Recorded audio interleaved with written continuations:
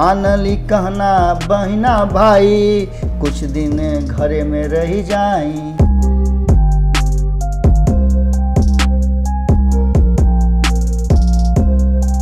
बोला तनी हेरा से अभिनंदन मारू वालों के अपना कार्यक्रम जना के नाम है खूटा ठोक के।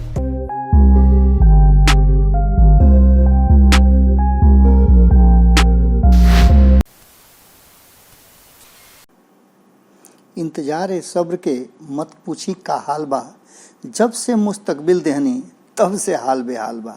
गोड़ा तनी हेरा से अभिनंदन मारू वालों के अपना कार्यक्रम जना के नाम है खूटा ठोक के। आज खूटा ठोक में जैसन के रुआ हेडलाइन देख रही हो कब कि बाप बेटा दोनों मिल करके नीतीश कुमार पर चढ़ाई कर दिले बड़े, और यहाँ तक ले कहल जाता जौन की लगातार चर्चा में बा कि रिजल्ट भी एकर परिणाम भी एकर जल्दी आई। का परिणाम आई का होई ये तो भविष्य के गर्भ में बा, लेकिन जौन स्थिति सामने बा और जौन बात बिहार के राजनीति में लगातार एने ओने उमड़ घुमड़ करता ओकरा के रउआ लोग तो पहुँचावल बहुत जरूरी बा। कहल जा रहा बा कि 9 तारीख के लालू प्रसाद 3.5 साल के बाद वर्चुअल संवाद के माध्यम से अपना कार्यकर्ता तक संदेश पहुंचाई है विधायक लोग के माध्यम से। रुआ समझ सकीले कि 3.5 साल में ये देश के राजनीति और बिहार के राजनीति में का परिवर्तन भइल काकुल भइल रुआ सब समझता नहीं। रुआ लोग के इहो बात बतैले रही कि लालू प्रसाद के अनुपस्थिति में बिहार के राजनीति में कौना तरीका के सुनामी भूचाल आंधी तूफान जे भी कहनी रुआ आई।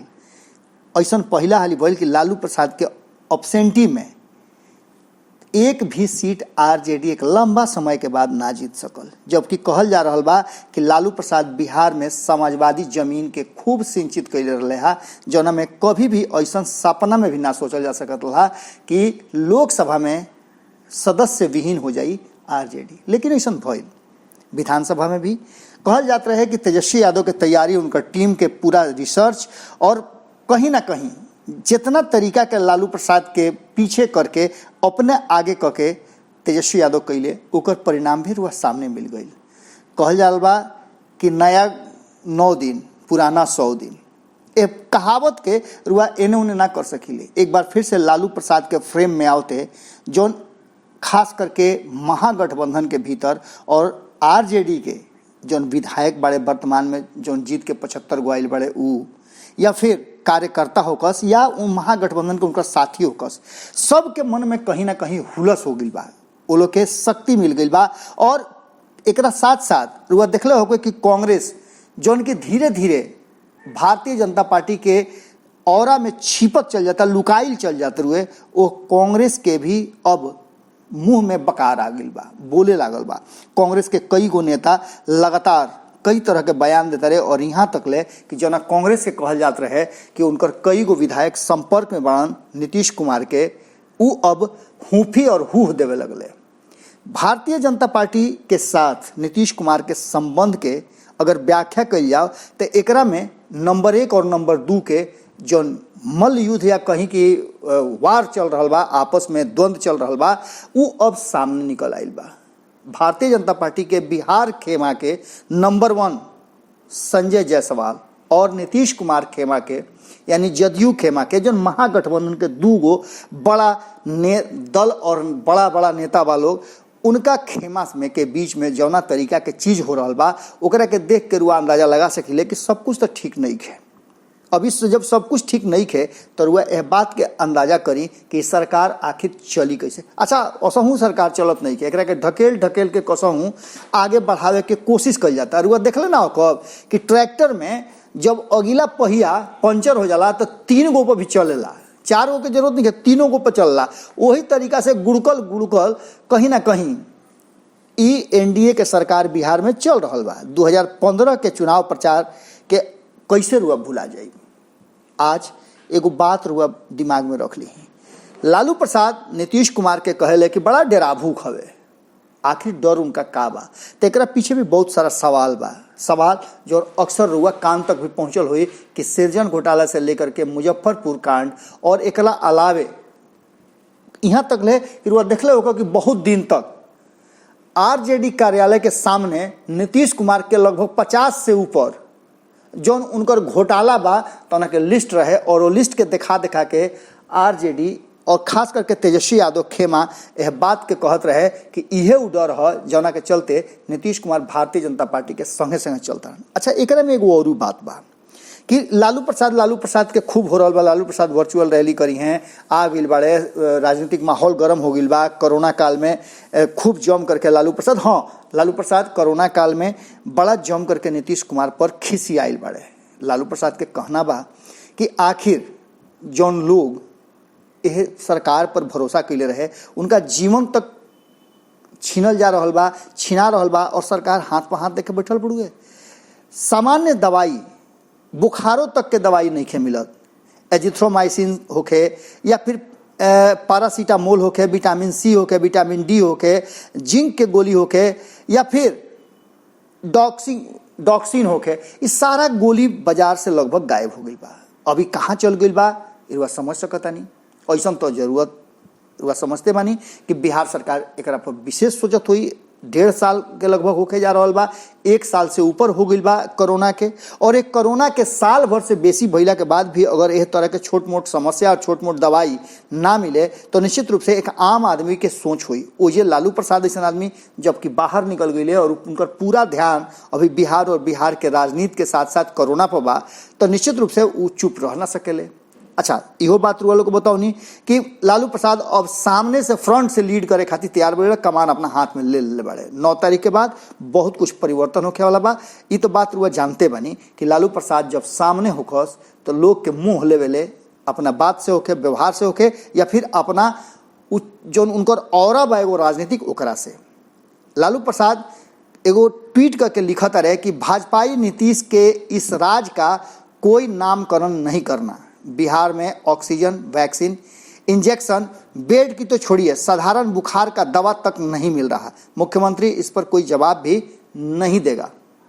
रुआ समझते बानी कि लालू प्रसाद, रुआ याद हुई कि मंच पर खड़ा होकर के 2015 में का कहले रहन, जौना घड़ी मंच पर सोनिया गांधी भी उपस्थित रही और सोनिया गांधी हंसत हंसत लोटपोट हो गई। उनका बगल में बैठल राबड़ी देवी भी हंसत हंसत लार पुआर हो गई रहे लोग। लालू प्रसाद सीधा तौर पे कहले कि अरे हमार छोट भाई हो, डेराभू खतनी, और डेरा ला यही चलते एकरा पर भाजपा हमेशा अटैक कर, लेकिन अब कोनो बात नहीं के हम संगे आ गई बनी।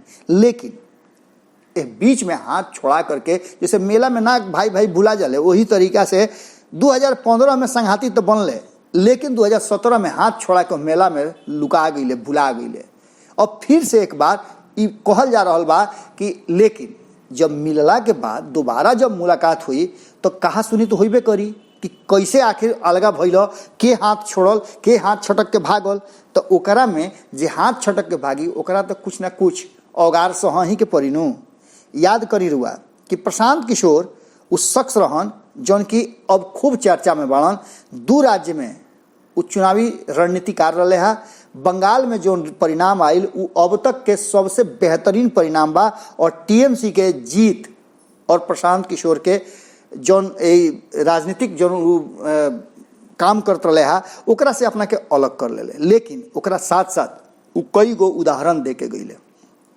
2015 में प्रशांत किशोर के पहल पर महागठबंधन बना रहे, और महागठबंधन तोड़े के पहल आरसीपी सिंह के द्वारा भई रहे, ललन सिंह के कहली या फिर सुशील मोदी के कारण भई रहे।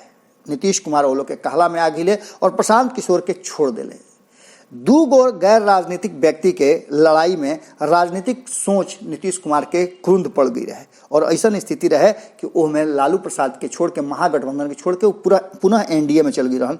जबकि लालू प्रसाद अपना किताब में गोपालगंज टू रायसीना हिल्स इस चर्चा भी कैले रहन कि प्रशांत किशोर के माध्यम से दोबारा आवे के कोशिश करत रहन। आज उहे प्रशांत किशोर एक बार फिर से फ्रेम में बाड़े, और वो लोग के आज से 2-3 दिन पहले हम याद करौले रही वो बात जो लालू प्रसाद अपना जो पार्टी के कमान दिहल रहे बंगाल के, उनका लोग से स्पष्ट तौर पे और खुद तेजस्वी यादव से बात कहले रहन कि ममता बनर्जी के बिना शर्त समर्थन करे के बा, और इस समर्थन के बदले में ममता बनर्जी कहले रही और प्रशांत किशोर के वादा रहे कि बिहार में जैसे भी जरूरत महसूस हुई जौन करे के पड़ी तेजस्वी यादव के सत्ता में ले आवे खातिर प्रयास करी हैं और सहयोग भी करी हैं। आज एक बार फिर से कहल जा रहा बा कि प्रशांत किशोर के एंट्री बहुत जल्दी बिहार में हुई और जब एंट्री हुई तो बहुत कुछ हुई। लालू प्रसाद आ गई बाड़े और एकरा संगे संगे पूरा माहौल कहीं ना कहीं तैयार हो गई बा। एकरा में बहुत सारा और भी चीज बा जो देखे और समझे वाला बा। 9 तारीख के मीटिंग के बाद का हुई ये अलग बात बा, लेकिन ओकरा पहले इतना रुआ समझ ली कि जीतन राम मांझी के बयान बदल गई बा, सुर बदल गई बा और जीतन राम मांझी लालू प्रसाद के जेल से अइला के बाद बहुत कुछ कहले। एकरा में शिवानंद तिवारी के एगो भूमिका रुआ ध्यान से देखो। एगो तस्वीर साझा कैलन हन शिवानंद तिवारी कब, जब 15 अप्रैल के लालू प्रसाद के जमानत मिले के 2-3 दिन पहले ही ये तस्वीर के साझा कैले रहन। जना तस्वीर में नीतीश कुमार, शिवानंद तिवारी, रामजतन सिन्हा, पूर्व केंद्रीय मंत्री मिथिलेश सिंह, श्याम रजक एक संगे बैठल बाड़े। श्याम रजक के चर्चा रुआ से कैले नहीं और श्याम रजक के रुआ खबर भी देख लो कि हमारे से बातचीत में कहले रहन कि खेला हुई, बहुत जल्दी खेला हुई, कोरोना के चलते सारा खेला रुकल बा। ये तस्वीर के साझा कह के शिवानंद तिवारी दोनों के साथे रहल बाड़े, बराबर बराबर दोनों के उनका पर अधिकार बा। जहाँ एक तरफ शिवानंद तिवारी के खुद फोन करके जब नीतीश कुमार उनका के बिल्कुल हाशिए पर कर दिल रहन तो शिवानंद तिवारी पुनः बुला करके उनका बेटा के टिकट दे करके और शाहपुर से चुनाव जीते खातिर लड़े खातिर तैयार कैले। लालू प्रसाद बहुत कुछ ऐसा करेले जना के ले करके वो पुरनका बात के याद रखेले और दोस्ती खूब निभावेले।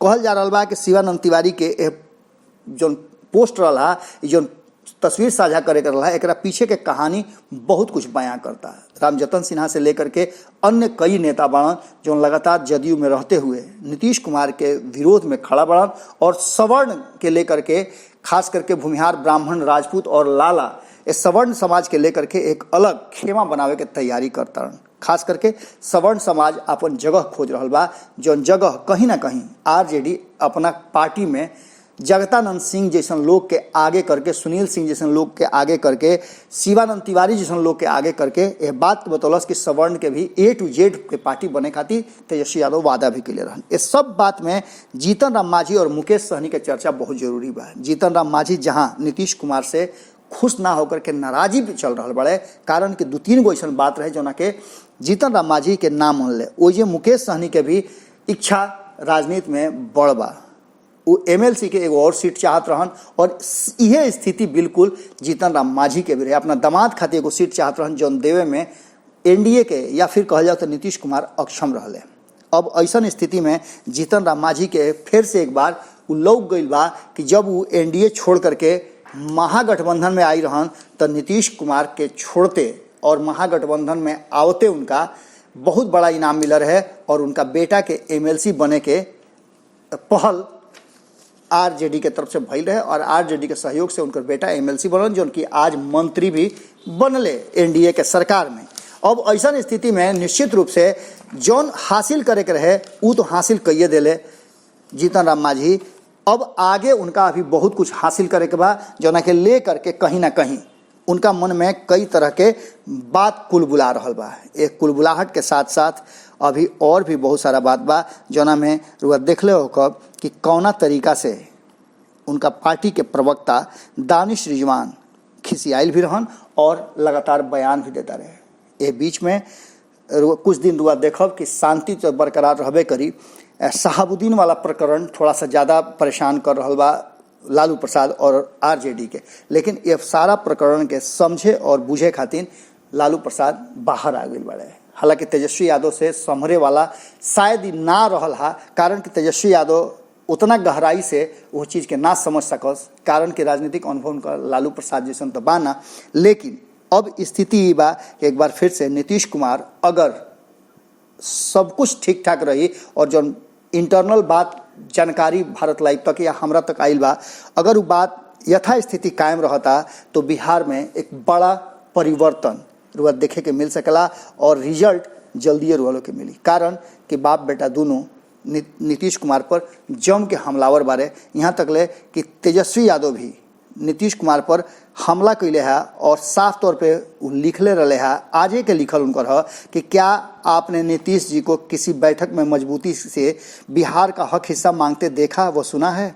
बाकी प्रदेशों के सीएम तार्किक, तथ्यात्मक तथा आक्रामक रूप से अपने प्रदेश की समस्याओं, संसाधनों की कमी, केंद्र द्वारा असहयोग इत्यादि को खुलकर व्यक्त करते हैं, लेकिन ये डरे सहमे और दुबके से रहते हैं। ये बात रुआ लोग से 3 दिन पहले हम कहले रही कि नीतीश कुमार जब नरेंद्र मोदी के सामने पूरे देश भर के अलग अलग राज्य के लोग अपन बात रखत रहे, यहाँ तक ले कि केजरीवाल तो ओकरा के लाइव करके दिखा दिले, लेकिन नीतीश कुमार एक शब्द भी ना बोले। ये डबल इंजन के सरकार सिर्फ नाम के रह गई बा और एकरा के लेकर के बिहार में एक बड़ा हलचल बा।